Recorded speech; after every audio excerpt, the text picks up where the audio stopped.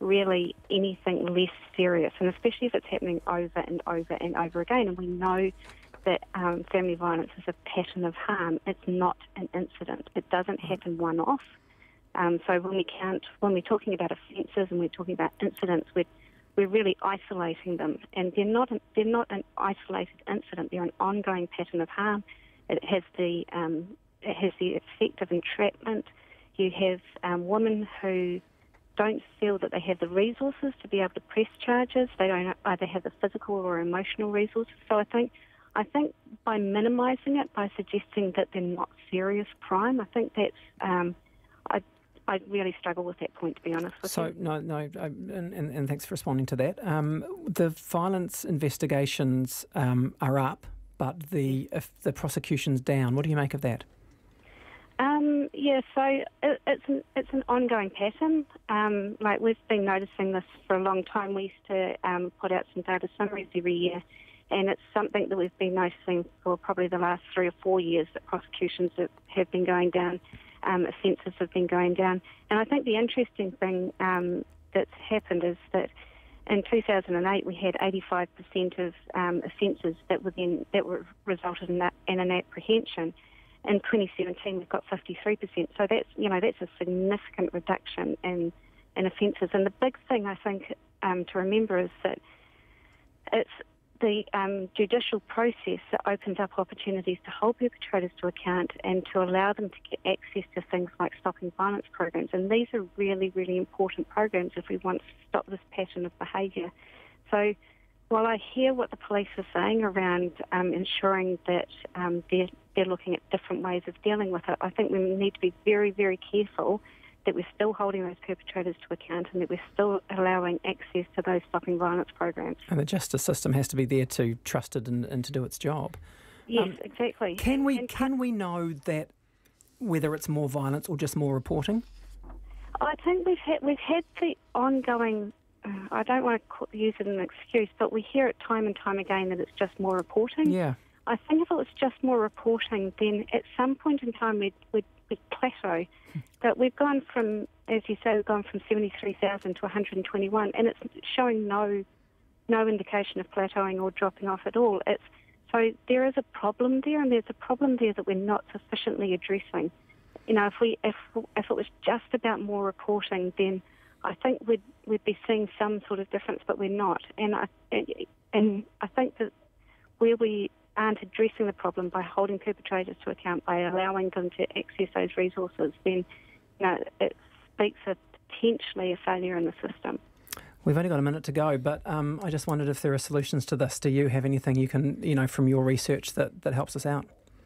I think we really, really need to understand what's behind these figures. And, these are not new figures. These are figures that have been coming out for a while. So I do think that we need to understand what in the process is stopping these prosecutions, what's stopping the apprehensions. And does it mean that we're not holding people to account? Because if we aren't... Do you know what's stopping those prosecutions, just quickly? No, I don't. All right. Because we haven't asked the question. Okay, well, that is a good question to ask. Love to know what's going on there. It's coming up. Paula Penfold, thank you very much for coming Thank you for having me, Tim. Neville Gibson from MBR, thank you. Pleasure to be here. It is 1 minute to 5 o'clock. Coming up next, I'll be back tomorrow, but next is Checkpoint with John Campbell.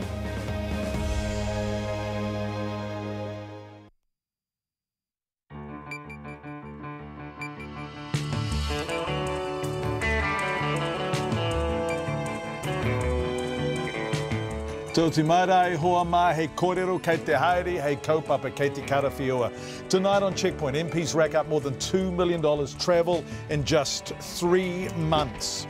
Also tonight, we go to Kabul after the bombing at the school. We have a correspondent there. The government shuts the door on foreign buyers, but not everyone is locked out. As his office faces misspending allegations, the Maori King bans media from his Jubilee celebrations. On April 27th, the minister said the work would start within 8 to 10 weeks. So has work begun on Christchurch's Metro Sports facility? 100 people dressed as cows, or some of them dressed as cows, take to the streets to protest against plans to convert a Mackenzie Basin property into a dairy farm, and baristas who were former inmates. RNZ News at 5 o'clock. Good afternoon, I'm Anna Thomas. In the face of a big jump in MP spending, the Prime Minister Jacinda Ardern insists her MPs have been making a genuine attempt to try to keep their expenses down. Details of spending from April to June show an increase of more than $500,000 on the quarter before, up 40%. Overall, MP spending was just over $2 million. National's bill for the April quarter is $1.4 million and Labour's $495,000. Jacinda Ardern says some of her MPs cover large electorates, but she knows they are all conscious of costs. Look, we've got options like we're using today when we've got a group of ministers moving together to use things like vans, but some of those options aren't always available, but we are certainly trying our best to keep in mind that we're in a privileged job. Prime Minister Jacinda Ardern. The real estate industry says the government's new law banning foreign buyers from purchasing most New Zealand homes may push them into buying into new residential developments instead. The Associate Finance Minister David Parker says New Zealanders should not be outbid by wealthy overseas buyers. The head of the Real Estate Institute, Bindi Norwell, says the new law is unlikely to have any impact on housing affordability and will push foreign buyers into new builds. They may now have more interest in those new developments from overseas. I mean, they don't have the requirement to sell them after 12 months, but they are not allowed to live in them. So, yeah, it will just depend on whether they want to live in the country or not, or just have them as an investment. Bindi Norwell says some developments are now relying on foreign investors to secure funding. A New Zealander has been fined more than $2,000 by a Malaysian court for trying to open the door of a plane in mid-flight. Harry Fraser Cranwell attempted to open the door during a Malaysia Airlines flight from Auckland to Kuala Lumpur on Sunday. Nita Blake-Person has the details. Harry Cranwell pleaded guilty to a charge of endangering an aircraft and the lives of those on board. Malaysian media are reporting that the 32-year-old was under the influence of alcohol, having consumed 5 cans of beer and a glass of liquor on the flight. Cranwell's lawyer reportedly told the court his client regretted trying to open the door and apologised for it. The judge fined him and warned him not to repeat his actions. This is Nita Blake-Person. For the first time, the media have been banned from Turanga Waiwai Marae for the anniversary of the Maori King's coronation this weekend. Earlier this week, media reported that a former advisor to Kingi Tuheitia, Tukuroirangi Morgan, had written a scathing letter to the King criticising the spending of his right-hand man, Rangi Whakaruru. A spokesperson for the marae, Moko Templeton, says the marae is concerned the media won't focus on the kaupapa of the Korenehana anniversary. Media will still have access to the live stream of the King's speech. The police will continue to use a controversial scoring system to test whether its call centre staff are taking too much sick leave. Senior staff have told RNZ they come into work unwell or in extreme pain to avoid affecting their sickness score, called the Bradford factor. The National Manager of Communication Centres, Superintendent Dave Trappett, says it's been used for the past 10 years and he's had no complaints from staff or the Police Association about its use.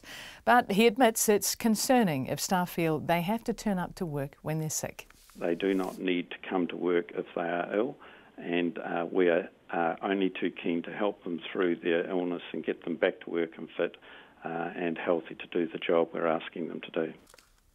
Superintendent Dave Trappett. A major New Zealand recycler is considering legal action against councils, which he says are turning their backs on a mounting recycling crisis. Smart Environmental is the country's largest privately owned recycling company and processes recyclables for about 15 councils. Its owner, Graham Christian, says since China placed restrictions on accepting certain materials, he's been forced to sell tons of rubbish for a fraction of what it's worth, and he's losing millions of dollars. He says the councils aren't doing anything to help him and he wants them to compensate him for his losses. Mr. Christian says at this stage he'd be better off not accepting any paper or plastic from local councils. After weeks of complaints about its new bus network, the Greater Wellington Regional Council has reinstated the popular Route 18 between Miramar and Victoria University. The service will now operate in off-peak times as well as its current peak hour only operations. The council says the decision shows it's listening to commuters' concerns about the new Metlink network. It's 5:05. The Black Ferns have named 5 debutants to play for the Laurie O'Reilly Memorial Trophy against Australia on Saturday night. Auckland first 5 Ruahe Demont and winger Elena Saili will feature along with Hawke's Bay's Kristen Cottrell, North Harbour's Christo Tofa and Kandi's Manako's Lelani Peresi. The Black Ferns captain Fiaoho Fa'amausili says experienced players will be key to guiding new talent. This is our first game since the World Cup, so it's a very important game, especially for some of the new girls that have just joined the Black Ferns to get their stamp on in the black jersey. So that us more experienced players are here for them. We want them to have an awesome experience in the black jersey, and why not have it in Australia? Fiaoho Fa'amausili. The New Zealand NBA star Steven Adams is looking to leave a lasting impression on the children who attend one of his 3 annual basketball camps this year. Although Adams has never played in the black singlet, the high-profile basketballer knows his experience and popularity in the NBA's Oklahoma City Thunder team brings responsibility.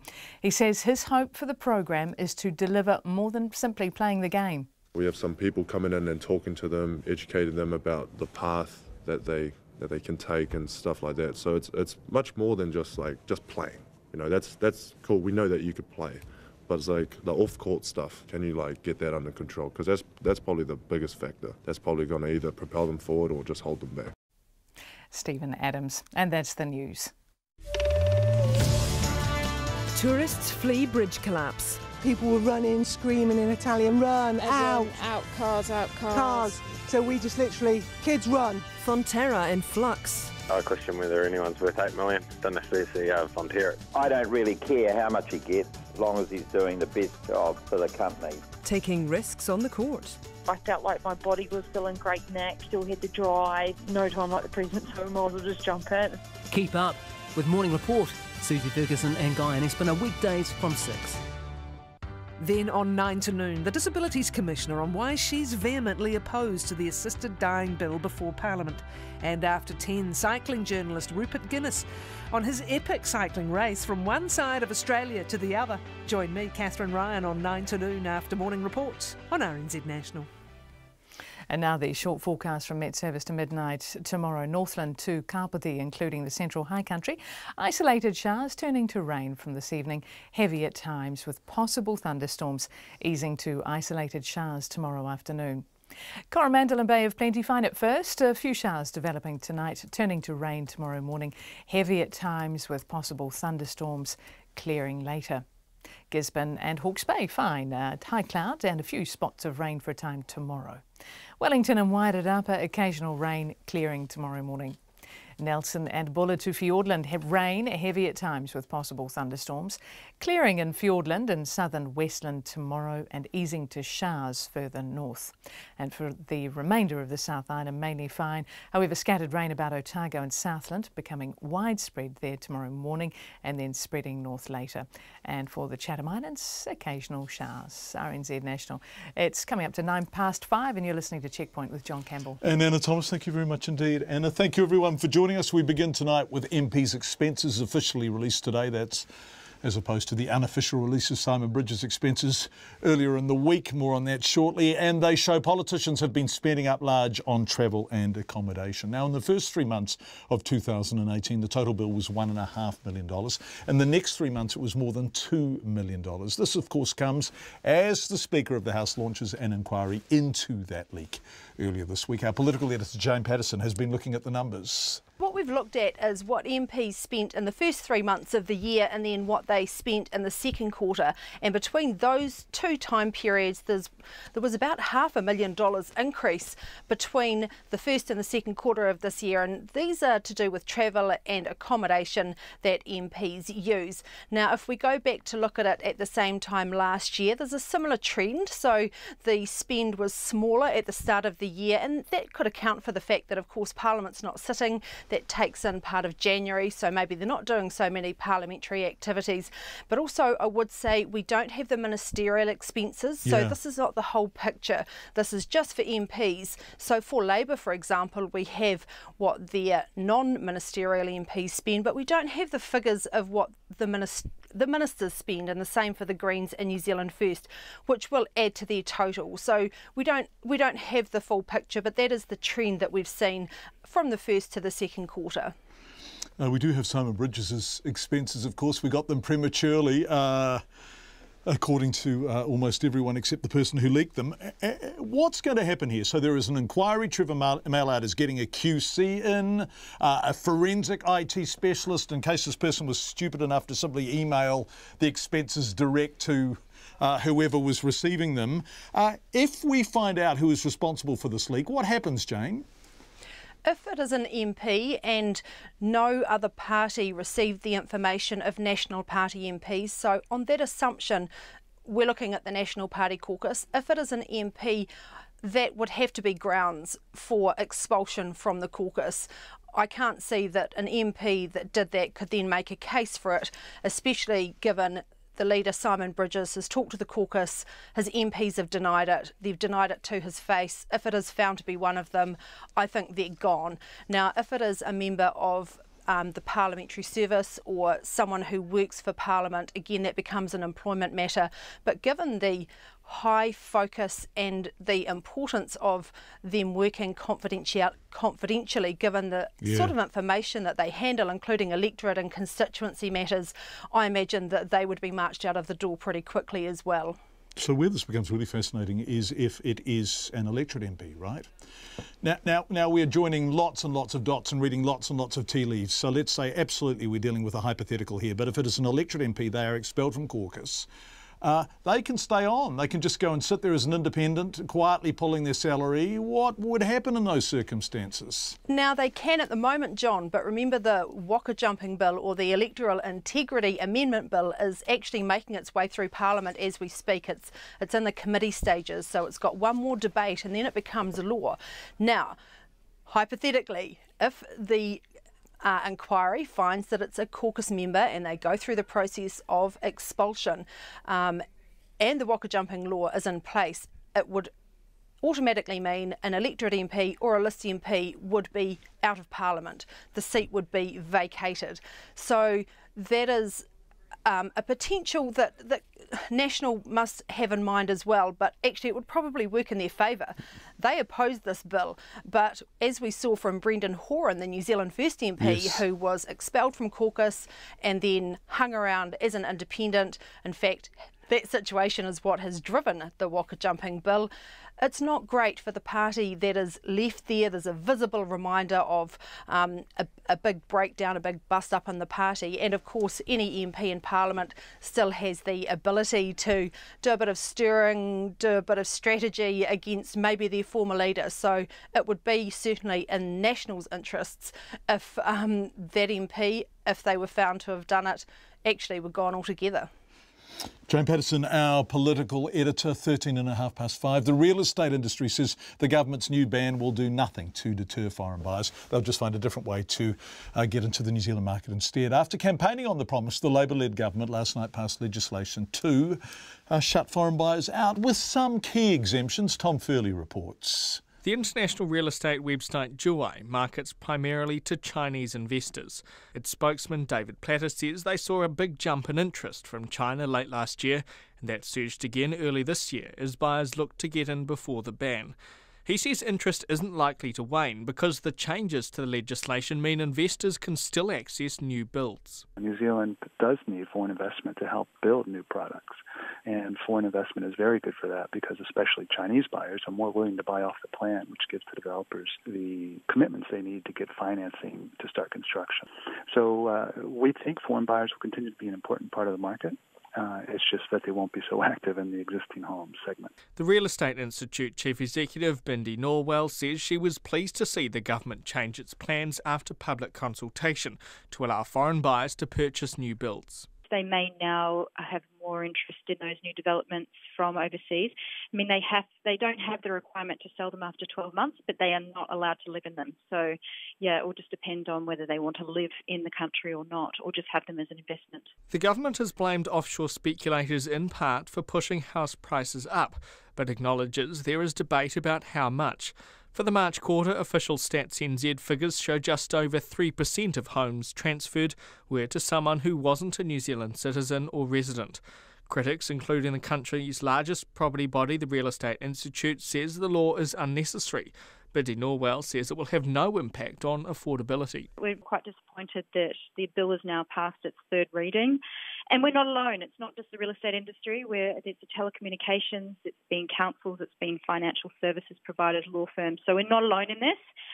But I guess now the law's in place, we need to get the industry prepared for it. The property company Genoa says it will continue to advertise New Zealand property with some of its users still based here. However, it says it will have to adapt once the law comes into effect later this year. For Checkpoint, Tom Furley.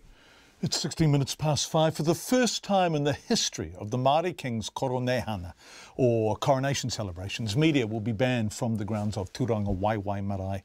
Earlier this week, Tukuroirangi Morgan wrote a scathing letter to King Tuheitia saying misspending of iwi money by the King's right-hand man, Rangi Whakaruru, is destroying the credibility of kingitanga. Te Manu Korihi reporter John Boynton spoke to Turanga Waiwai Marae spokesperson Moko Templeton about the media lockout. The Maori King and his office have been thrown into the spotlight this week after Tukuroirangi Morgan launched an attack over alleged misspending by the King's advisor Rangi Whakaruru. In the letter, Mr Morgan says Kingi Tuheitia was a puppet king and his strings are being pulled by Mr Whakaruru. Moko Templeton says Turanga Waiwai Marae decided to ban media to keep this weekend's focus solely on Koronehana celebrations. We were just concerned that the media weren't focusing on the kaupapa of this week, which is to celebrate the King's 12th coronation anniversary. The Maori King's office, the Ururangi Trust, is currently under investigation by the Serious Fraud Office. Mr Morgan says over $100,000 has been spent on perfume, beauty treatments and clothes, all paid for by the King's Trust, while many people in Narua Wahia live in poverty. He also claims Mr Whakaruru has a $250,000 pay packet, takes out big loans and buys expensive cars. Ms Templeton says she understands the King's office won't be making any comment until the SFO investigation report comes out. So we've just left that issue with them, and back here at the marae, at the home of the kingitanga, we're getting ready to host the thousands that we're expecting to arrive tomorrow. The Koronehana is a long-held annual cultural celebration of the kingitanga, which includes kapahaka and sports. Media will still have access to the event through a live stream, and Ms Templeton sticks by the decision not to allow media at Turanga Waiwai. Has there been a media ban in the past from coronation? No, it hasn't. I think it's a good decision, because as kaitiaki of the kingitanga, our role is to manaki the people who come to the footstool of the kingitanga, being Turanga Waiwai Marae. And that's our priority, and that's what we'll be doing for the 5 days. Tukuroirangi Morgan is understood to be in Rarotonga and says he won't comment on his letter until he's back in the country. Kingi Tuheitia is expected to give a speech on the final day of Koronehana celebrations next Tuesday. Mo te hōtaka o te ahi pōnei, ko John Boynton aho.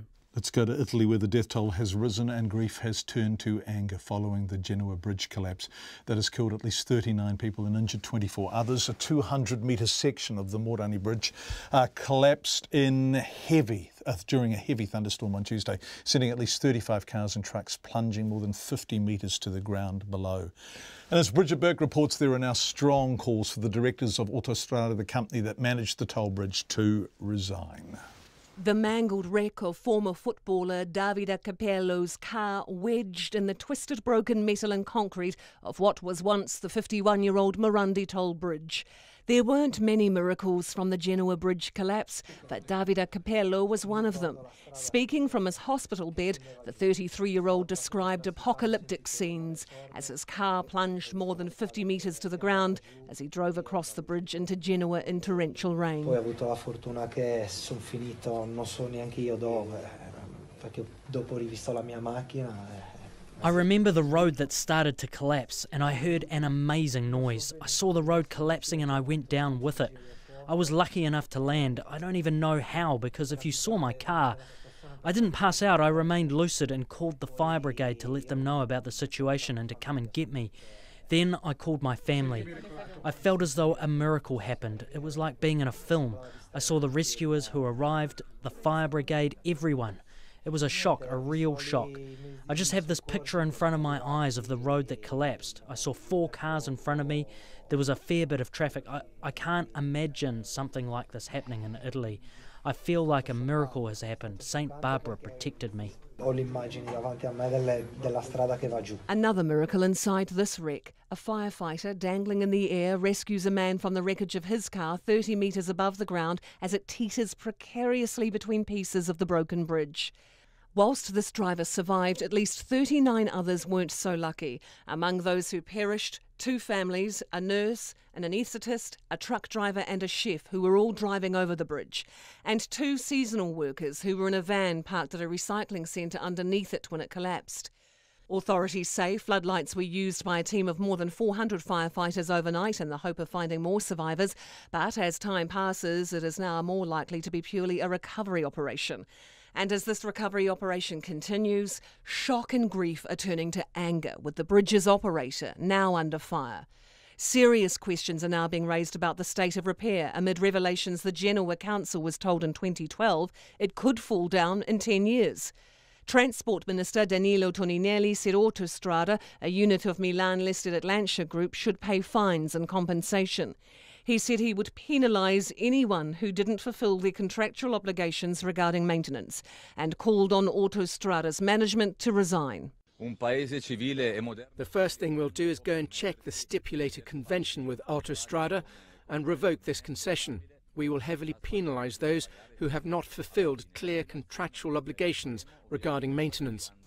Autostrada, whose parent firm Atlantia also runs toll road concessions in Brazil, Chile, India and Poland, said it had done regular sophisticated checks of the structure, adding these tests gave reassuring results.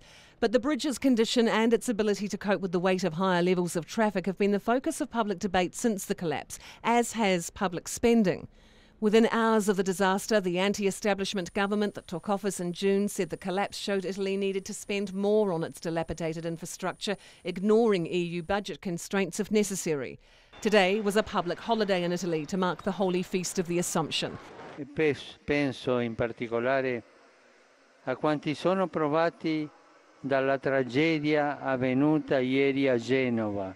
At Vatican, Pope Francis sought to offer comfort to a grieving nation, offering prayers at a mass for the victims and their loved ones. Prime Minister Giuseppe Conte declared a 12-month state of emergency, the bridge's collapse effectively cutting the city in half and making it difficult for residents to travel. The Genoa Public Prosecutor's Office has opened an investigation into possible negligent homicide. For Checkpoint, Bridget Burke. Meantime, in Kabul, the official death toll from yesterday's suicide bombing at an education centre is somewhere in the 40s. Most of them teens. The number will rise. If this happened in the West, of course, there would be ongoing coverage live from the scene. But the media organisations who do much of such work, BBC, CNN and so on, have largely withdrawn from Kabul. The risk of working there is so very great. Akhtar Mohammed is a freelance journalist in Kabul. We spoke to him a short time before we came on air. Now, the line isn't great, and we apologise, but if the story isn't told, the world can look away. And Afghanistan's suffering is no less real than the same event in a more media-friendly city. I asked Akhtar about the latest death toll. According to police and local officials in Kabul, at least 48 have been killed so far and 67 wounded. Although people who witnessed the scene say the casualty is much higher. Some sources on the ground told me they saw at least 6 50 dead body on the ground.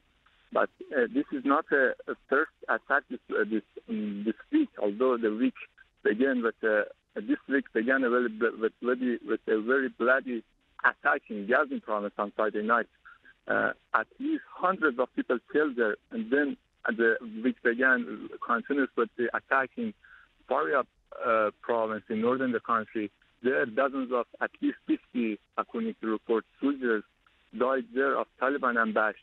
And now we are witnessing the 48 deaths of very young, age 18 to 20 students, actually. They were graduated from the school and were preparing to take an exam to go and start their lessons inside universities. And I tell they would have been very talented children who had done really well at school, whose families were backing them to go to university. So this is just a tragedy at every level. Now, I know you were talking about those other attacks, and the Taliban have claimed responsibility elsewhere. Have the Taliban claimed responsibility here? No, at the first moment of the attack, they deny any movement. They denied responsibility for this attack. Mostly, in last day attack, Shia minority was attacked, and mostly we know in the previous attacks, ISIS only attacked Shia minority in Afghanistan. We witnessed in eastern province of Jalalabad, ISIS occurred attacks on Shia minorities many times. The latest one was in Paktia province, eastern Afghanistan. At least 40 people were killed in a mosque last month, and ISIS claimed that now, for this attack of last day, no one has yet claimed responsibility. Akhtar, how do you live in Kabul when you can't even safely go to school? How can life be anything close to ordinary? Do you spend your entire life wondering when and where the next bombing will be? It is the most terrifying prospect. What is life like there? It's actually war zone. You don't know where front lines are. The front line may be where you are going to university. The front line may be in the bus, on a street. Everywhere might be the front line of this war, but no one knows when they go outside of their home. There is no guarantee that they can back to their homes, and families call their relatives outside of their homes each 2 hours, 3 hours to check their safety. So it's very terrible and very devastating situation here in the country. These young students who come to Kabul, they are just coming to Kabul, to Herat, to Kandahar, to Mazar-e-Sharif, to more safe, considered more safe provinces to study for their future, of course. But now they are targeting the most safe place, might be safe place of the country, in the capital. So I can't know what to say about this. They were very young people. It's the real life in the country. It's the daily life. We are now witnessing atrocities across the country. Akhtar Mohammed Makawai, who was talking to us from Kabul. Where is Christchurch's much-awaited Metro Sports facility? That's the question being asked after the Minister for Greater Christchurch Regeneration, Megan Woods, promised back in April that earthworks would be underway in 8 to 10 weeks. So, where are they? The complex promises an international aquatic centre, health centre and gym, and numerous multi-purpose netball and basketball courts. It's a slightly controversial development, but almost 16 weeks on from the Minister's comments, is the site still a musty, dusty mud pit? Logan Church went to get some answers. After missing a deadline to have the Metro Sports Complex finished 2 years ago, the national government finally seemed to be making headway when it appointed a local consortium to design and build it. Enter a new government and a newly installed Christchurch Regeneration Minister, Megan Woods, who earlier this year said she was unhappy about a $75 million budget blowout. She asked for cost savings to be made and said there would be no further delays on a project that was already well behind schedule. This is Ms Woods speaking in Christchurch on April 27th. Earthworks will be underway in the next 8 to 10 weeks, and we expect to have a main contractor in place within a 12-month period. But while we're getting that contractor in place, there's plenty of work that we can be starting on in terms of getting the 6,000 to 9,000 piles that are going to be required for this facility in place. But those 8 to 10 weeks have now passed, and now, 15 weeks on, the 7-hectare dusty mud pit is still a dusty mud pit. I asked Autocado's new chief executive, John Bridgman, what was going on. The contractor doing the ground improvement works is due to take possession of the site this week or next week. I'm not sure. It's it's happening currently. They're mobilising, and so they'll be going through putting in. Now I'm going to have to know the number. I think it's 7,000 stone columns, which are a mechanism for improving the ground as a foundation for the facility. John Bridgman says the late start date will have no impact on the project's completion deadline of 2021. Are you confident that this will be done then again and we won't have more delays? Yes, I am. That deadline is something Canterbury Sporting Codes are holding on to. Swimming Canterbury West Coast chairperson Wayne Rollinson says he would have hoped to have seen more progress by now. It's a bit slower than we envisaged. We did expect, like you indicated, that there'd be earthworks happening by this point in time, but do understand with government being involved that things are going to possibly slow down for a start. Canterbury Basketball Chief Executive Paul Duggan says he's relying on the facility to accommodate rapid growth. If I drive past there and see some diggers moving some dirt around, that would be that would be fantastic. As a sport, we're just hanging out for these facilities, so we are just waiting until it gets opened, and we're just looking for any positive moves that can be made to get things happening on that site. And Wayne Rollinson from Swimming Canterbury West Coast says his code is in a similar boat. I would hope it does keep to the time frame. It has now affected 2 generations of swimmers, basically, and that's adding huge costs. So if we don't see that progress over the next 2-3 years of the build, we will certainly put our hand up to see if we can drive that faster. Today, when asked about the delay, Megan Woods seemed to forget her April promise to have the groundwork started in 8 to 10 weeks. There isn't a delay. I think 3-4 weeks ago we announced that the contract had been let. What we have started is actually the really important thing of making sure that we're getting the hospital parking work started. So we've been working with the DHB on that. But look, I'm advised by Autocado that we'll be seeing boots on the ground and earthworks imminently. Megan Woods says she will be meeting with Autocado tomorrow to discuss the timeline further. In Christchurch for Checkpoint, call Logan Church Tēnei.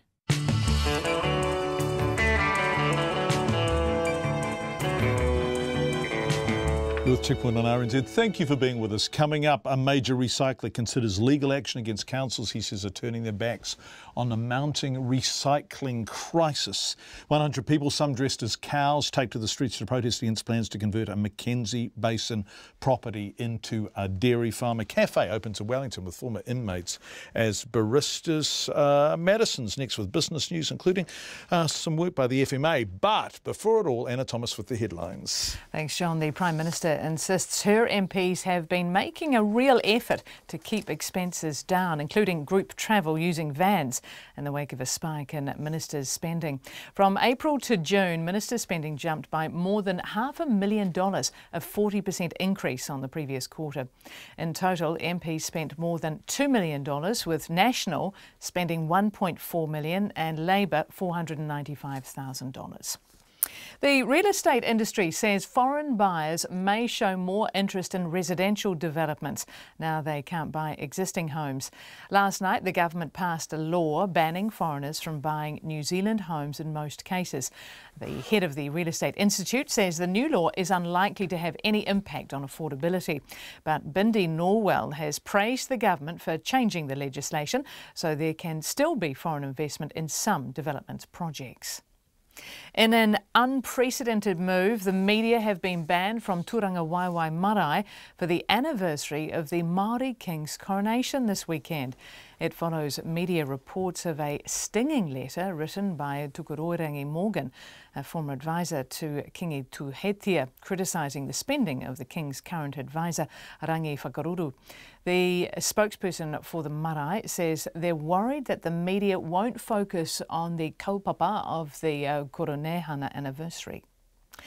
The police say they'll keep using a controversial scoring system to decide whether its call centre staff are taking too much sick leave. Some senior staff have told RNZ they come into work sick or in extreme pain, so it won't affect their sickness score, known as the Bradford factor. The National Manager of Communication Centres says the system has been used for about 10 years and he's had no complaints. More than 300 news organisations in the United States have published editorials in defence of press freedom, saying the President, Donald Trump, is responsible for a sustained attack on the media. The Boston Globe said it was dangerous. It was dangerous that those who did not support the policies of the Trump administration were labelled as enemies of the people. And those are the headlines. Thank you very much indeed, Anna Thomas. It's Turn to Business News now with Madison Reedy. Hi, Madison. Hello. Fletcher's has revised the finish date for two major Auckland building projects. What projects are they and how long have they been pushed back?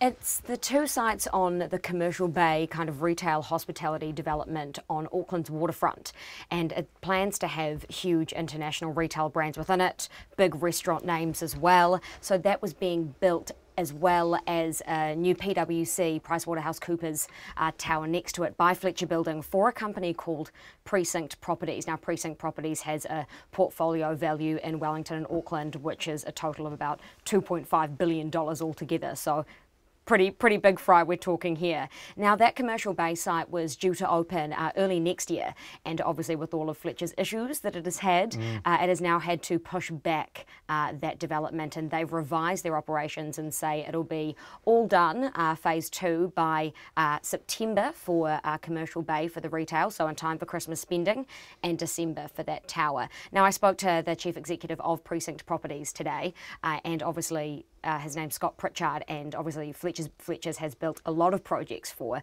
Precinct over its time. But I asked him today if he would ever contract Fletcher's again, and he danced around the question. Have a listen to what he had to say. Look, Fletcher's are doing a good job, and we remain very supportive of them. The quality on site is good. The people are doing really well, and like many other contractors, they are being caught up in this. And the pressures that the construction industry is facing. Would you contract Fletcher's again? Well, look, Fletcher's have in fact built almost all of Precinct's real estate. So they've been a partner of ours for a really long time. If the question was around the quality of what they're doing on site now and the quality that they've built for us in the past, then there'd be no reason why you wouldn't use them again. But knowing they've had all these financial performance issues and they have overrun costs and delayed one of your largest projects to date, would you contract them again? Well, I think, in many respects they've made that decision because they have pulled out of construction of real estate. And so, they have announced earlier this year that they are only going to be focused on infrastructure. So for us, it's actually not a decision that we need to make. That sounded like a yes to me, Madison. Thank you. I don't think it was either. It's absolutely fascinating, isn't it, what's going on in construction in this country, full stop. The FMA, the Financial Markets Authority, has spoken to KiwiSavers. What did it ask them and why? So last year, the Financial Markets Authority, that's the FMA, pushed this and helped to enforce this legislation, which required KiwiSaver providers that, have these funds for KiwiSavers and invest money for them. They made them put fees in their annual statements in dollar amounts. So that was so the average Joe could have a look and compare fees for each provider, see how much each one was charging, and then if they didn't like it, thought it was too high, they could switch providers. And it was all about transparency. So 1 year on, the FMA has gone to some KiwiSavers and asked them if it's made a difference. What they found was rather subdued. They found that only half of them actually noticed. And of that... When we say only half, I'm pleasantly surprised that half noticed. Are you? Yeah, so half of people registered for the first time what their fees were as a result of the changes. The ones that looked, half of them that noticed. Right, okay. So it's a start. And that's exactly what the FMA head of regulation said today. He said, it's a start, it's positive, but there is more work to do, particularly because when you actually break down the survey results there, out of that half that noticed, 30% of them said fees were too high, so they didn't like what they saw, and then 1/3 of that 30% said that they then considered switching providers. Doesn't mean they did, but they thought about it. Wow. And Milford Asset Management, who is one of the well-known KiwiSaver providers, they actually put out their own survey last month in regards to this legislation and the changes it's created. And they've said that they've doubled their customer base since people have seen these dollar fees. So we went from 30 down a third, and in the end we got to about 8 people, and they've all, by the sound of things, gone to Milford, have they? They've all drifted. So their message here is, look at what these people are charging you. And yes. they're managing massive funds. Your money is part of a huge pool. There aren't huge individual fees attached to managing your KiwiSaver. And you can now see how much those fees are, but the FMA does also want these KiwiSaver providers to also put in percentages of fees so that there's an extra transparency on there as well. So they're working towards it, so it's worth checking it out. I like the fact the FMA is getting stroppier by the day. I'm all for it, Madison. Glad to hear it.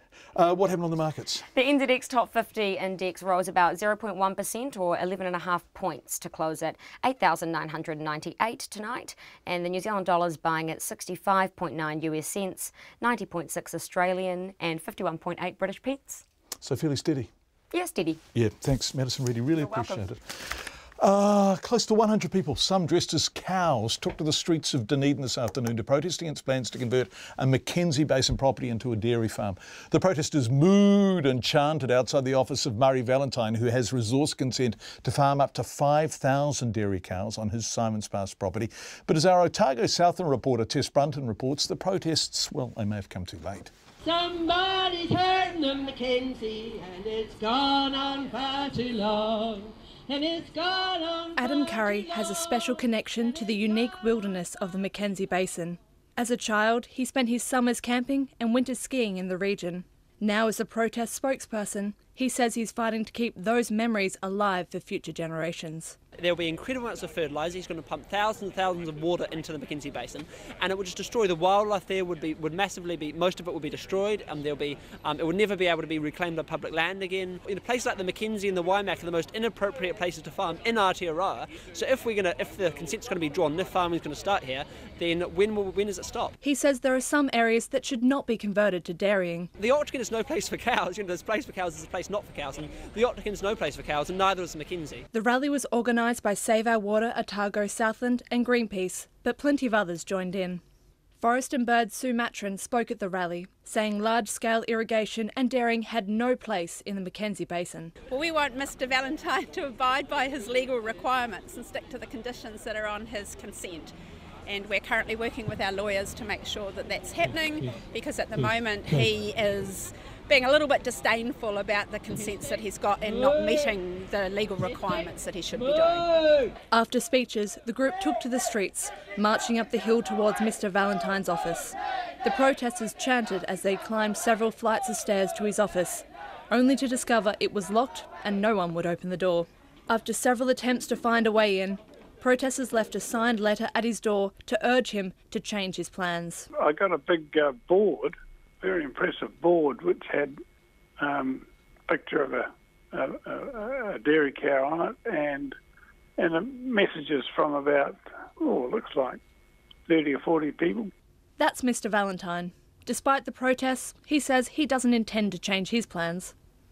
Mr Valentine says there are plenty of checks and balances to prevent any harm to the environment.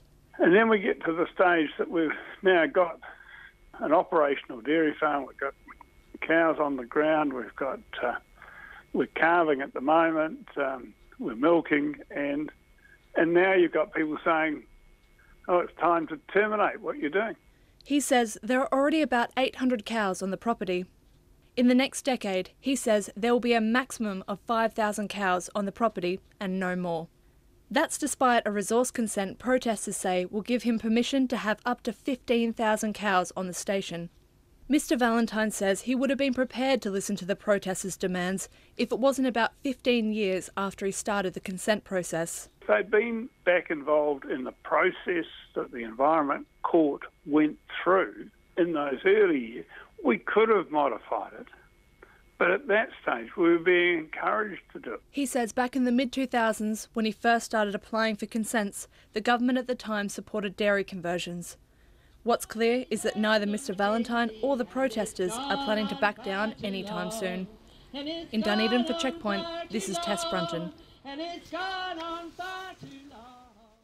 16 minutes to 6. A major New Zealand recycler says he's considering legal action against councils who are turning their back on a mounting recycling crisis and a mounting pile of rubbish with nowhere to go. Smart Environmental is the country's largest privately owned recycling company and processes the recyclables for about 15 councils around the country. But its owner, Graham Christian, says since China's ban on accepting certain materials, he's been forced to sell tons of rubbish for a fraction of what it's worth.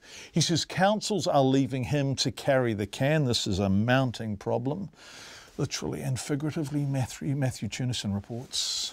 China previously took more than half of the world's waste exports, but earlier this year placed strict restrictions on what and how much it will accept. As a result, Smart Environmental Managing Director Graham Christian says he'd be better off not accepting any paper or plastic from local councils. Now, this is costing us millions of dollars, and sadly, very few of our client councils throughout New Zealand want to come and help us. He says some other companies are dumping recycling straight into landfill because they're not contractually bound to adhere to best practice. The company's Thames plant was badly damaged by fire a few months ago, and the mounting stocks of paper, cardboard and plastic pose a new fire hazard, so Mr. Christian says it's being sold for peanuts. The price of a milk bottle has fallen by about 40% in the past 6 months, but even worse than that, stocks of heavy paper and cardboard are proving so difficult to sell, companies want Mr. Christian to pay them. Somebody came to us and said the other day, we'll take your whole stockpile, but you've got to give us $30 a tonne.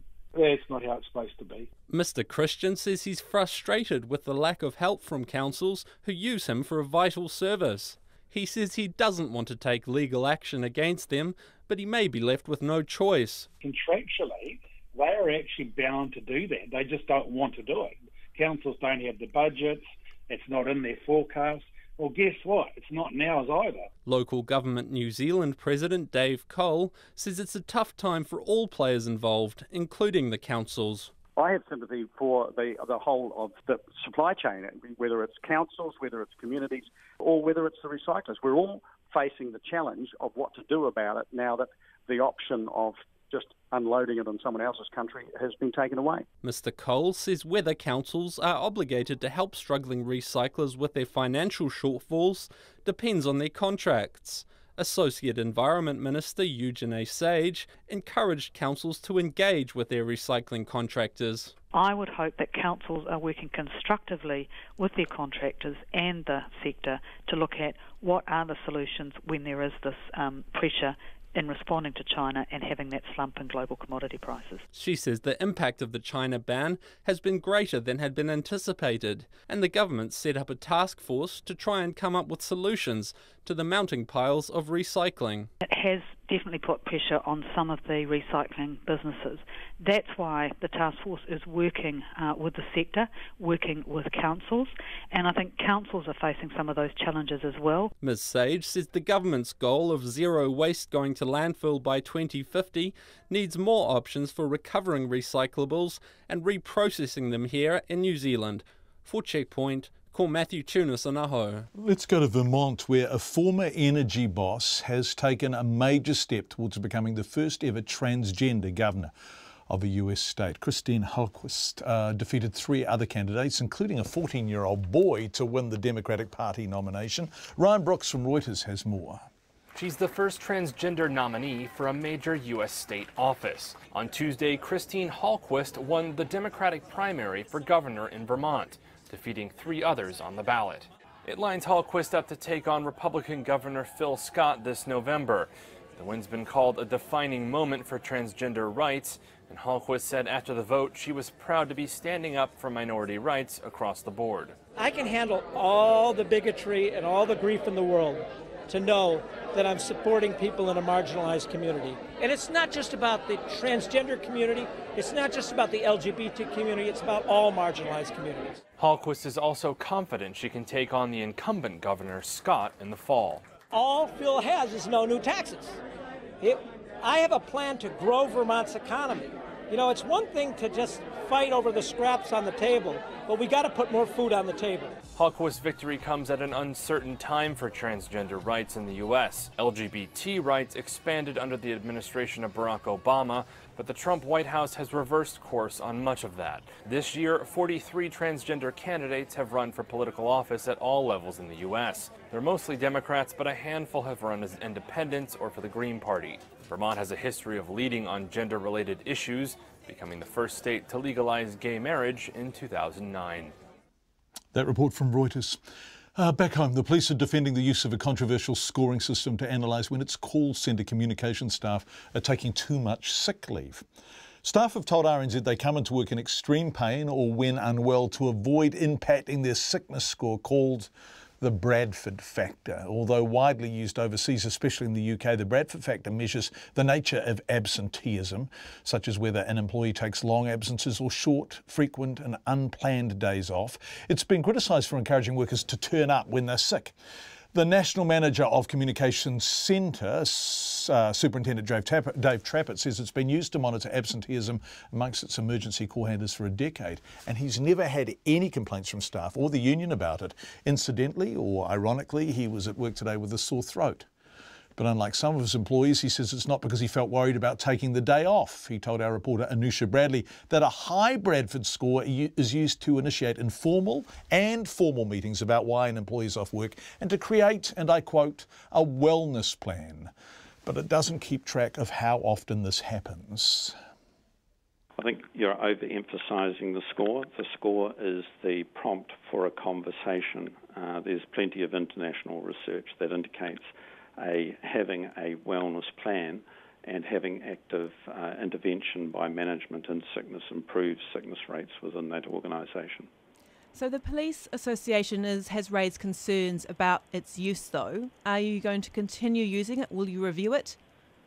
Well, the association hasn't raised any concerns with the use of Bradford with us. It's been in operation for over 10 years and we have got no reason to discontinue it. As I say, I think it's good management practice to have a wellness regime and to be active in our management of staff who have high numbers of sick days. Are you going to keep the system? Because it has been widely criticised overseas, especially in the UK. I think it's the application of any system that's important. If it's used as a blunt instrument, I could well understand why some people might feel that it's not working for them. But if it's used as a guide for a conversation starter, then that's the key.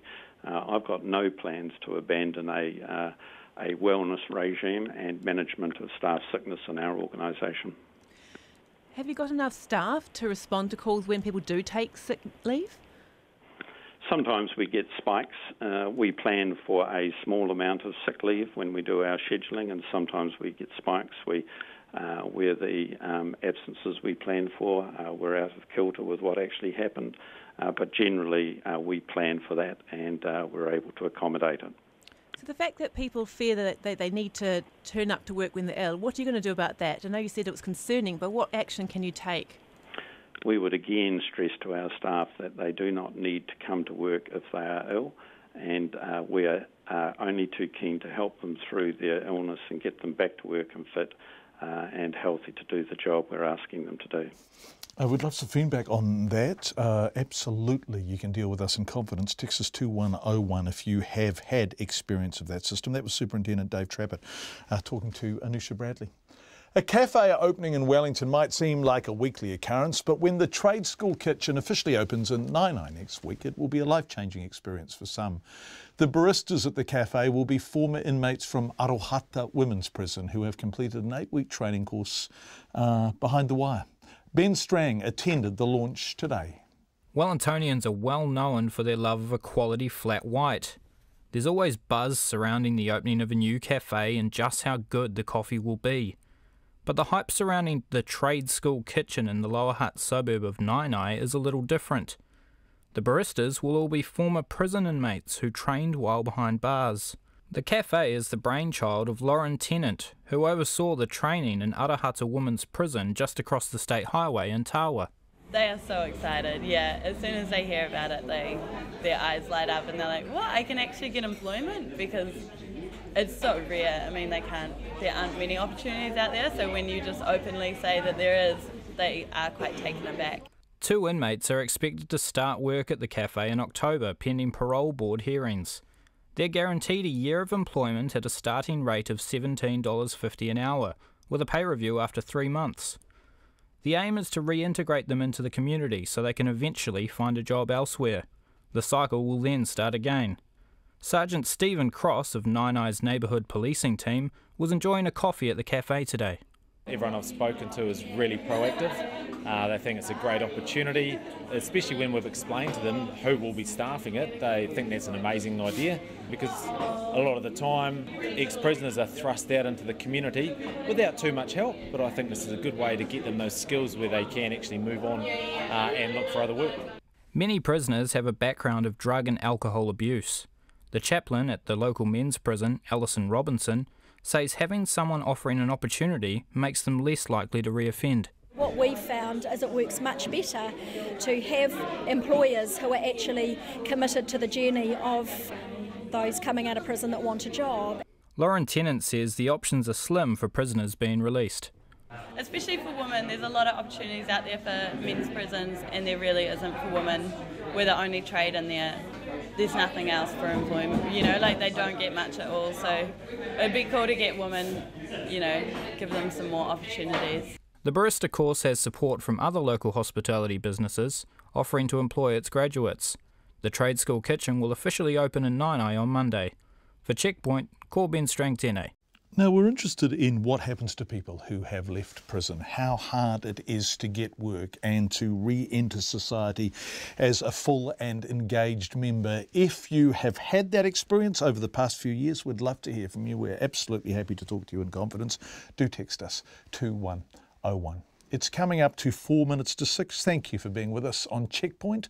All New Zealand First MPs had to sign up to what is effectively a good behaviour contract before they could run for Parliament. In the party's constitution, I have it here now, it's a lot of legalese and gobbledygook, but it's in black and white. Clause 57J and H, there is a clause that would hold MPs liable for a $300,000 fine if they didn't resign from Parliament within 3 days of being expelled from the caucus. A liability for liquidated damages in the sum of $300,000 for any breach of Article 57G. Take that. Here's our political reporter, Gia Garrick. The contract was added to the Constitution after former New Zealand First MP Brendan Horan was expelled from the party in 2012. He caused Winston Peters a headache when he stuck around as an independent instead of leaving with honour as Mr Peters thought he should. The party rules now require New Zealand First candidates to sign what's supposed to be a legally enforceable contract, making them liable for a $300,000 fine if they try to do a Brendan Horan instead of resigning. The National MP Nick Smith is calling it a good behaviour bond and questioned the government on it today at Parliament. Does his government support MPs being subject to legally binding contracts where they have to personally pay their party $300,000 in the event that they fall out with their party? Point of order, Speaker. Point of order, the right honourable. It'll become very obvious to you if that member's allowed to continue on that he's covering a subject which is not the responsibility of the minister and he should be brought back inside standing orders. Dr Smith is lodging a parliamentary complaint. He calls it an affront to democracy. In answer to reporters' questioning, Mr Peters says it's perfectly reasonable. The Electoral Commission have never objected to it. No one's objected. No, because I gave the legal basis for it. It's Justice Fisher's decision in 1993, which said political parties can write their rules. And have all your candidates signed it or given a bond? Well, they haven't given a bond, but of course they've signed it. But now, of course, the provision is obsolete.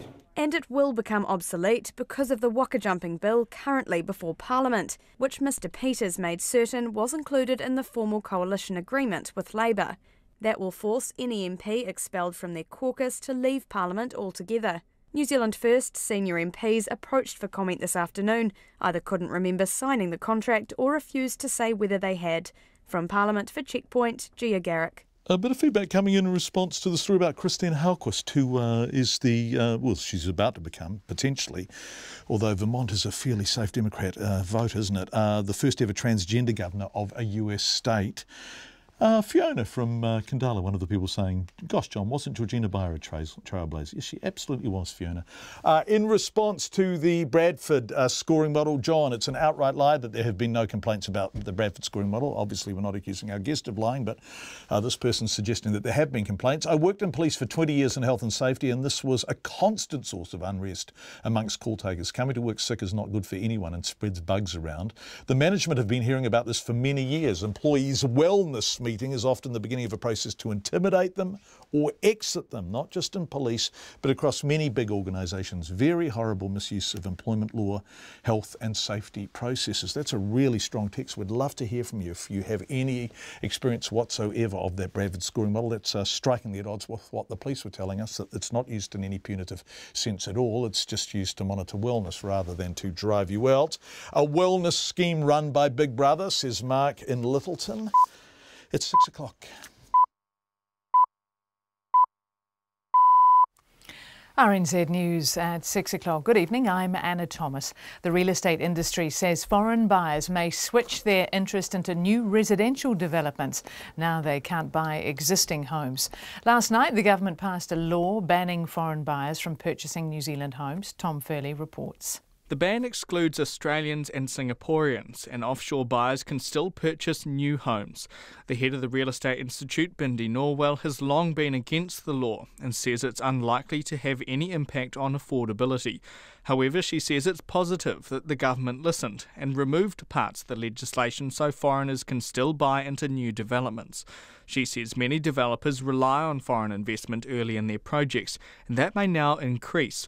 The international real estate website Juwai, which caters to Chinese buyers, says while it will have to adapt to the ban, it expects foreign investors will continue to be important to the New Zealand market. This is Tom Furley. The Prime Minister, Jacinda Ardern, is insisting her MPs have been making a genuine attempt to try to keep their expenses down. Details of spending from April to June show an increase of more than $500,000 on the quarter before, up 40%. Overall, MP spending was just over $2 million. National's bill for the April quarter is $1.4 million and Labour's $495,000. Jacinda Ardern says efforts are made, for example, when there are several MPs travelling to the same place, they hire a van. She says they're trying their best to lower costs. New Zealand First Leader Winston Peters says it's perfectly reasonable to have a contract ensuring MPs stick with the party. Under its constitution, anyone who wants to run for New Zealand First has to sign the contract. They have to pay the party $300,000 if they remain in Parliament if for any reason they're expelled from their caucus. National MP Nick Smith is laying a parliamentary complaint as he says the contract's an affront to democracy. But Mr Peters says it's important for democracy that list MPs serve their term for the party they were elected to. When you're out there and you're putting an awful lot of time and money and supporters' money on the line, no one is entitled to jeopardise it and just walk off without any regard to the proportionality of the vote at election time. That's why it's important. New Zealand First Leader Winston Peters. The police say they'll continue to use a controversial scoring system to analyse whether its call centre communications staff are taking too much sick leave. Some senior staff have told RNZ they come into work unwell or in extreme pain to avoid affecting their sickness score, known as the Bradford factor. The National Manager of Communications Centres, Superintendent Dave Trappett, says the system has been used for the past 10 years and he's had no complaints from either staff or the Police Association. But he says it is concerning if staff feel they have to turn up to work when they're sick and they should stay at home if they're unwell. Some sporting organisations in Canterbury are disappointed by the lack of progress on Christchurch's Metro Sports facility. Construction of the complex, featuring pools and indoor sports courts, was meant to be finished 2 years ago, but it hasn't even started. 4 months ago, the Christchurch Regeneration Minister Megan Woods said the work would get underway in 8 to 10 weeks. Swimming Canterbury West Coast chairperson Wayne Rollinson says he would have hoped to have seen more progress by now. It's a bit slower than we envisaged. Did expect that there'd be earthworks happening by this point in time, but do understand with government being involved that things are going to possibly slow down for a start. Swimming Canterbury West Coast chairperson Wayne Rollinson. Meanwhile, the Minister Megan Woods insists there have been no further delays and earthworks will get underway shortly. 2 women accused of killing the half-brother of North Korea's leader Kim Jong-un will face a full trial. The pair are facing a charge of murder after nerve agent was smeared on the face of Kim Jong-nam at Kuala Lumpur airport last year. A Malaysian judge says he cannot rule out the possibility that the killing was a political assassination. Lawyers for the women say they were tricked by a group of North Koreans into thinking they were taking part in a prank TV show and thought the liquid was harmless. The pair could face the death penalty if found guilty. More than 300 news organisations in the United States have published editorials in defence of press freedom, saying President Trump is responsible for a sustained attack on the media. The Boston Globe, which coordinated the editorials, said it was dangerous that members of the media who did not support the policies of the Trump administration were labelled as enemies of the people. Whitebaiters fishing on the Tairi River in Otago have discovered an ancient weapon. The 2-metre-long spear was spotted poking out of the water. It's now been donated to the Otago Museum. It's believed the spear is carved from Manuka and is estimated to be 200 years old. Tomorrow it'll be photographed for the Ministry of Culture and Heritage. It's 6:05. The New Zealand under-19 football team have booked their spot at the FIFA Under-20 World Cup after a 2-1 win over New Caledonia in the semi-final of the Oceania Football Championships this afternoon. The current title holders, who have remained unbeaten in the competition, will face either Tahiti or Solomon Islands in the final. The Black Ferns head coach Glenn Moore has full confidence in the 5 debutants he's named in the national squad to play for the Laurie O'Reilly Trophy against Australia on Saturday night. In Sydney, the side will play in front of 83,000 people as a curtain raiser to the All Blacks and Wallabies' first test for the Bledisloe Cup. Moore says the team know what's required of them. We've just got to be focused on doing our job really, really well, and doing that, it's all about our preparations. Once we get out on that ground, we've just got to have absolute focus, and everyone's aware that it could be noisy and an electric atmosphere, but the focus just has to be there. Glenn Moore. The Provincial Rugby Championship starts tonight with North Harbour playing Northland in Albany. North Harbour finished 3rd in the Premiership last season, while Northland were 4th in the Championship. And the New Zealand Junior Men's Team Pursuit will ride for the gold medal at the Junior Track Cycling World Champs in Switzerland. The quartet of George Jackson, Corbin Strong, Bailey O'Donnell and Finn Fisher-Black were fastest in today's 2 rounds and will take on France in the ride for the gold medal tomorrow. And that's the news. Tonight on Nights, Our Changing World looks at efforts to preserve 19th century field notes in a digital age. We have a window on the word of Descartes and his fascination with machines. Could they think too? And Patrick Phelps presents his China report from the perspective of his grandfather's West Coast bush hut, which might give him a little bit more freedom to express himself. There'll be a lot of people who'll be very interested in this, Nahiwi, the word Pakeha. Ooh, that one. What do you know? Well, we did some research on this, and the word actually comes from the mission, and we had to call our teachers sir and miss. And the word for sir in Maori is pa, e pa. So instead of saying sir, you'd say e pa. Because these people were white, they added the word keha, e pa keha, white sir. That's Lately with Karen Hay, 10 p.m. weeknights on RNZ National. And now the short forecast from Met Service to midnight tomorrow. Northland to Kapiti, including the central high country. Isolated showers turning to rain from this evening. Heavy at times with possible thunderstorms, easing to isolated showers tomorrow afternoon. Coromandel and Bay of Plenty fine at first. A few showers developing tonight, turning to rain tomorrow morning. Heavy at times with possible thunderstorms, clearing later. Gisborne and Hawke's Bay fine. A high cloud and a few spots of rain for a time tomorrow. Wellington and Wairirapa, occasional rain, clearing tomorrow morning. Nelson and Buller to Fiordland, rain heavy at times with possible thunderstorms, clearing in Fiordland and southern Westland tomorrow and easing to showers further north. And for the remainder of the South Island, mainly fine, however, scattered rain about Otago and Southland, becoming widespread there tomorrow morning and then spreading north later. And for the Chatham Islands, occasional showers. RNZ National, it's at 6:09 and you're listening to Checkpoint with John Campbell. And Anna Thomas, thank you very much indeed. Anna, lots of feedback coming in already on Life After Prison. We appreciate it. Some of it absolutely fascinating. We'll give you a call. Mike says the mother of all thunderstorms is already approaching Dunedin. Actually, I added all, just mother of thunderstorms. Already approaching Dunedin. Let's go to a really excellent man who is joining us from Genoa. The death toll from a massive bridge collapse in the Italian city is continuing to climb as authorities keep searching through the twisted rubble of the bridge and the buildings it landed on. Questions are being asked as to why the bridge was still in use. Warnings had been sounded. Experts had been warning that the ageing bridge was in poor condition. And joining us now live again from Genoa is CNN's excellent Ian Lee. Ian, we can't thank you enough for the privilege of your company from Genoa there. What do we know? What are we learning about those who died? Well, John, right now what we're learning about those people is, we have families, we have people on holiday. 39 people in total were killed in this tragedy. And we spoke with rescue workers this morning, and they're still hoping that they can find people who are alive.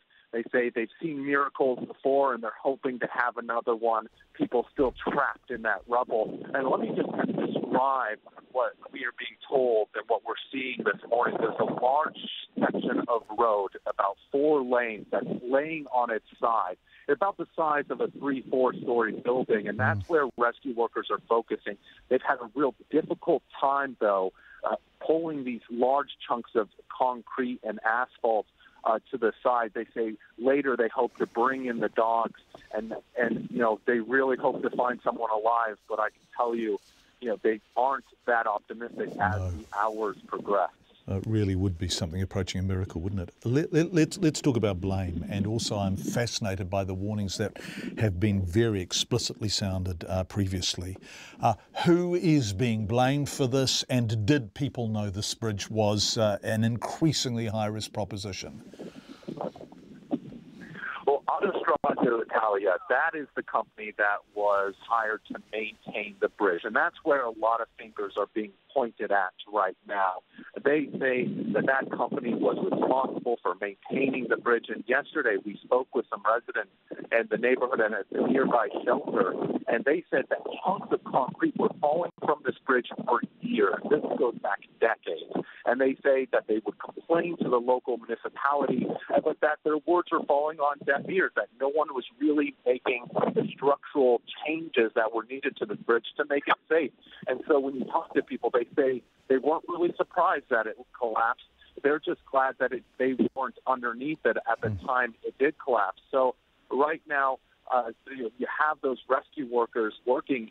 We talked to the chief of police as well, and he said, they want to figure out what caused this bridge to collapse, but then they're going to look at who's responsible. Ian Lee, who was there for CNN and with CNN. We really appreciate your time, Ian. Thank you very much indeed. It's 6:12. There's been a lot of talk about MPs' expenses this week after the earlier in the week leak that revealed National leader Simon Bridges spent more than $113,000 on travel, accommodation, etc. between April and June. Most of that was on ground travel, $83,000. So most of the talk this week has been about that travel. But a big part of MPs' expenses is their accommodation. More than $3 million is given away every year for them to stay in Wellington when on business. Well, it's not given away, it's spent on their accommodation. It's an acknowledgement that Wellington may not be their home. We all know, if we live outside Wellington, that our local MPs commute to Wellington to go to Parliament, stay there and then return to their electorates or wherever they're from if they're list MPs. But MPs get an accommodation allowance even if they do in fact own a home in Wellington. Now, a quick tally today, at least 44 MPs do own a home in Wellington, and the majority of them still claim Wellington accommodation expenses. Zach Fleming asked MP for Taranaki and National Party whip Barbara Kruger how it works. Okay, so every MP is given exactly the same accommodation allowance, and they can choose whether they own their own place and use that money to go towards a mortgage, or whether they pay it and rent. Or there's also an accommodation allowance, which is an allowance for a hotel room, if they come in as a new MP and they haven't got, it's temporary accommodation. So basically, it's the same rate available for all MPs, and then MPs make a choice about which type of accommodation they want to have. So, for example, you're an Auckland MP and you don't own a home in Wellington. When you're in Wellington for parliamentary business, you'll need to stay in a hotel. But if you do have your own home, you could stay in your own home and you can still claim the same amount of expenses. Well, yeah, but most people actually, when they become an MP, they don't have their own home in Wellington, but they come to Wellington and we all have an induction program and everyone's sort of told about, how much they're allowed as an expense for either owning, renting, or whatever option they want for their home, because we are in Wellington. It's about 100 days a year or more. So for 30 weeks of the year, we're here for 3 days a year, and, it's like a home away from home for most MPs. Yeah, well, and because I'm talking to you specifically, your Wellington expenses were among the lowest, actually, $5,826. What is that? How is that made up of? Okay, so what happens? There's also, as part of that, if there's 3 people, 2 people, or 1 person, say in an apartment or a home. So I actually have my son lives in my home with me in Wellington, so I get an allowance for. A lower allowance because he's actually not a dependent. He's actually working and he's paying his own way. So there's a full rate allowance. There's an allowance for 2 people or 3 people, and it goes down depending on the amount of people that are in the accommodation. But if you've got dependent children, that's okay. You're allowed to have dependent children there. But if you've got more than one adult in the house, then you get a lower allowance because that second person's expected to pay their way as well. Did you always have a home in Wellington, or was that before you became an MP? No, I didn't. I bought that when I became an MP because I decided that, I'd actually take the option of buying my own place and using that money for the interest payment on that house. Right, so your Wellington accommodation from Parliamentary Services pays off the mortgage for your house in Wellington that you've just bought? It's an allowance towards paying. It's the same allowance. So, look, I don't know if it equates exactly to the mortgage arrangements or whatever. I mean, I need to check that, but it's everyone gets the same allowance and we choose how we spend it. Yeah, and you can choose not to claim it or claim it, right? You don't have to take it? I don't think anyone's obliged to take that payment if they don't want to. Yeah.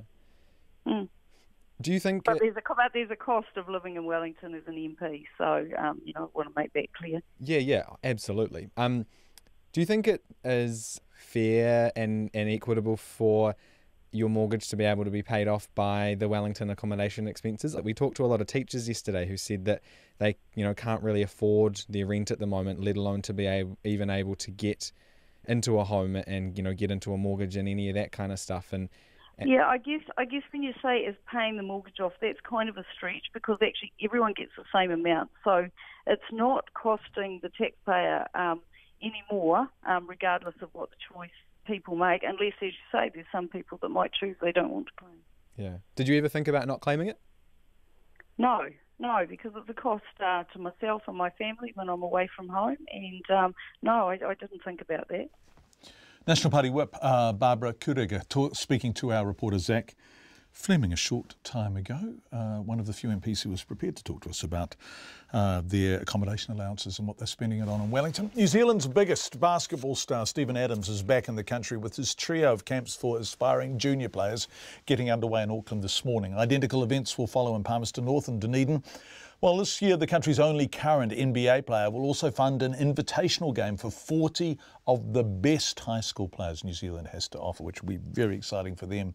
Despite this contribution, a question still lingers. When will the Kiwi, who's not just playing but excelling in the world's best basketball league, eventually play for his national team? New Zealand, Clay Wilson and Dan Cook with this report. Russell, up top to Stephen Adams.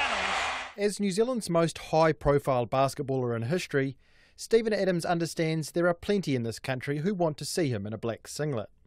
But for the meantime, the Oklahoma City Thunder star has a message for those people. So if they're personal fans of mine, that's cool, but if you're a Tall Blacks fan, then support the Tall Blacks.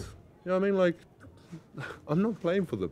But if you are a fan of Tall Blacks and play, I'm a fan of Tall Blacks, then watch the Tall Blacks, support them. You know what I mean? It's still a country thing. These players are still going out there and playing for the country. That's great. There was hope ahead of recent games against Hong Kong and China, the former in his hometown of Rotorua. Adams might have already made his Tall Blacks debut.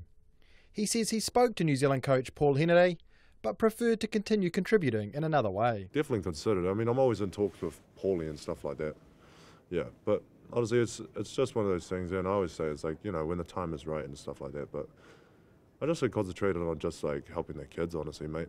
Because ultimately, the future, these kids that we're helping now, especially with this high performance thing, they're gonna make basketball in New Zealand better than what it is.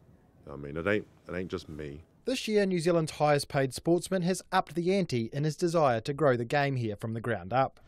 Adams hopes his new high-skill invitational game will not only give talented teens much-needed exposure, but teach valuable lessons he learned on his path to stardom. We have some people coming in and talking to them, educating them about the path that they can take and stuff like that. So it's much more than just playing. You know, that's cool. We know that you could play, but it's like the off-court stuff. Can you like get that under control? Because that's probably the biggest factor. That's probably going to either propel them forward or just hold them back.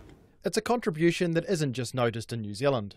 The shaggy-haired 7-footer has endeared himself to Oklahoma and NBA fans across America with his uber-Kiwi personality and no-nonsense play. Thunder Vice President of Corporate Communications Dan Mahoney says Adams has made a considerable impact. But we see it in our social media numbers, we see it in our web traffic, we see it, you know, in TV numbers when games are broadcast here. We see it in our merchandise sales, jersey sales. We know that there's a great love of the NBA, and there always has been here, but now there's the fact that people in New Zealand now know where Oklahoma City is. That's very encouraging to us, and it makes us feel really good. Adams also has that effect on the Kiwi kids benefiting from his program.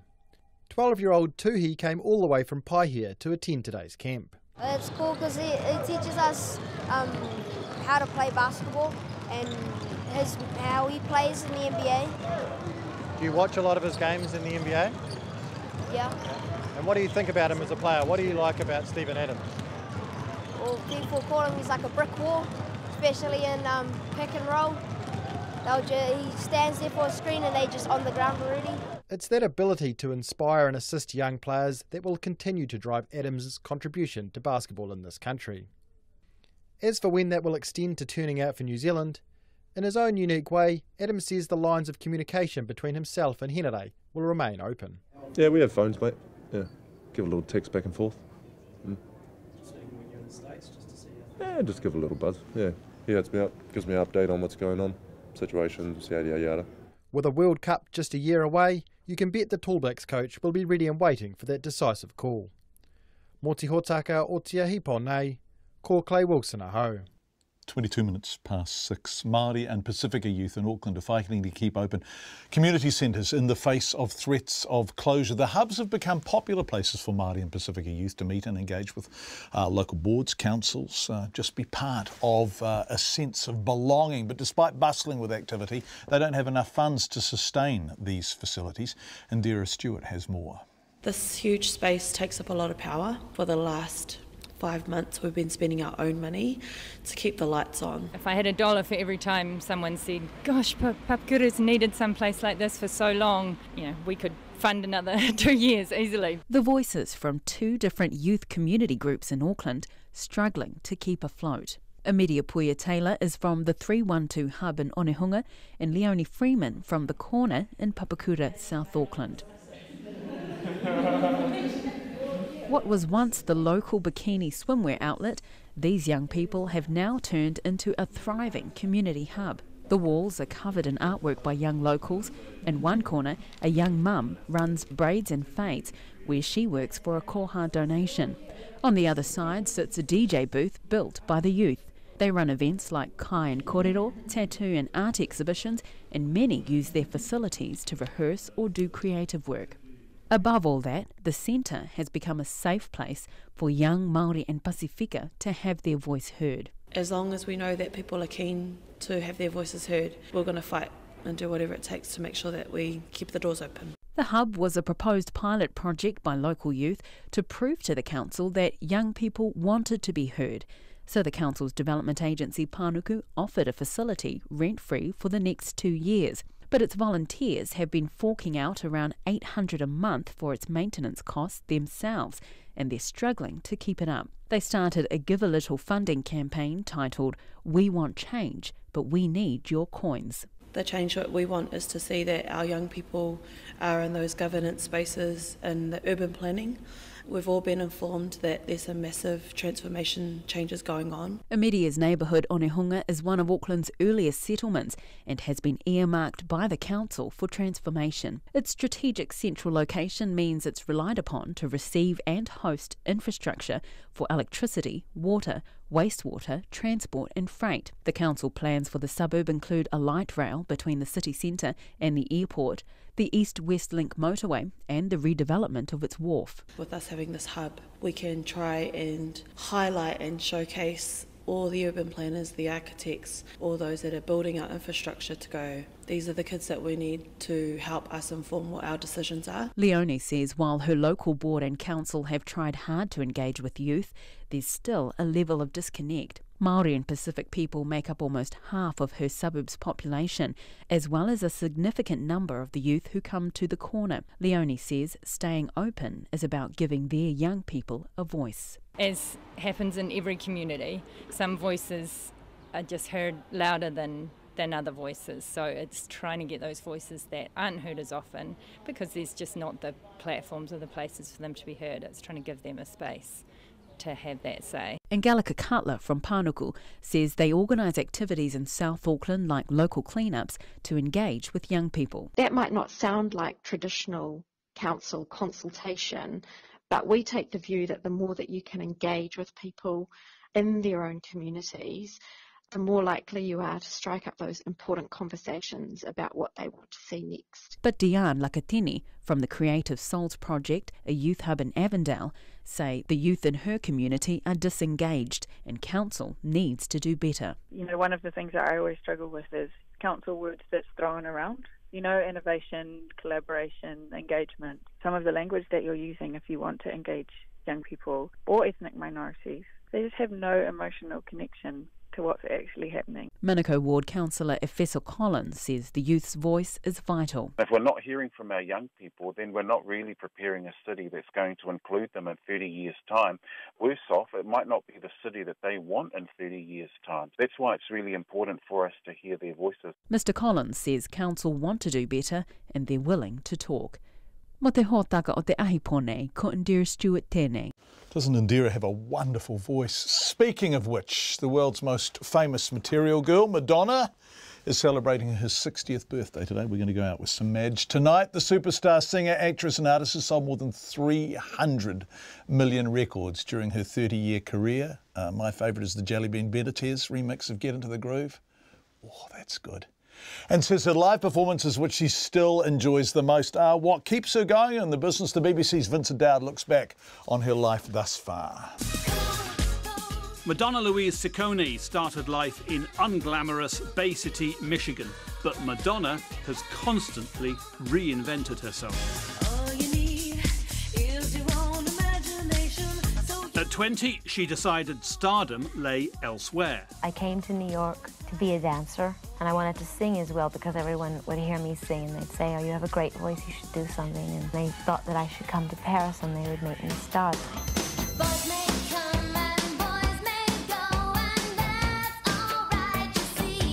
Madonna's always seemed to know instinctively what her image ought to be. Independent, openly sexual, afraid of no one. She wanted to be an icon like Marilyn Monroe, but without the victimhood. Her first big movie was Desperately Seeking Susan, which produced a hit.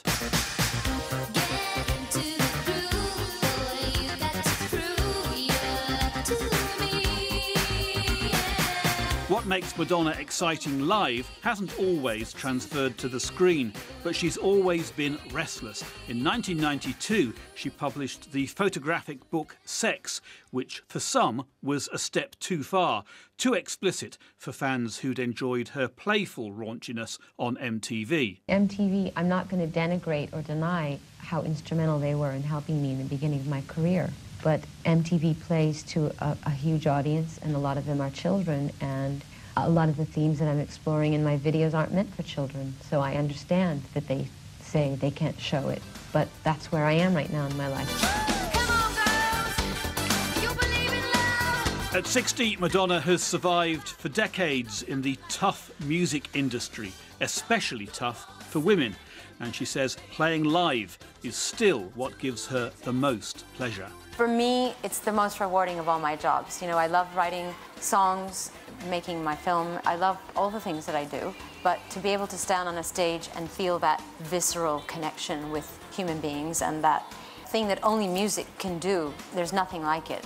To mark her birthday, she's raising money online for Malawi, where 4 of her 6 children were adopted. It's been an extraordinary career, and it still is.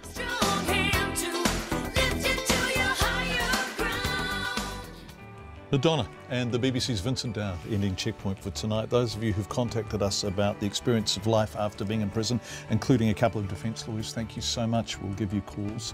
We really appreciate your engagement, your feedback, and the fact you're there.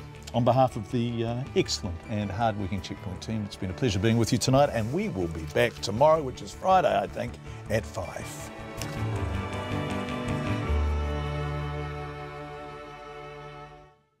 RNZ News headlines at 6:30. The Real Estate Institute says foreign buyers are more likely to invest in new residential developments after yesterday's ban on them purchasing existing homes. The Prime Minister says her MPs are trying to keep expenses down, as new figures show Labor has spent $495,000 in the last quarter, while National spent $1.4 million. Winston Peters says a contract ensuring MPs stick with New Zealand first is perfectly reasonable, and whitebaiters fishing on the Tairi River in Otago have discovered a 200-year-old spear poking out of the water. Next news and weather at 7. Hey, this is Phil O'Brien. This Saturday I'll be playing your favourite songs after 7. Is that all there is? Let's break out the booze and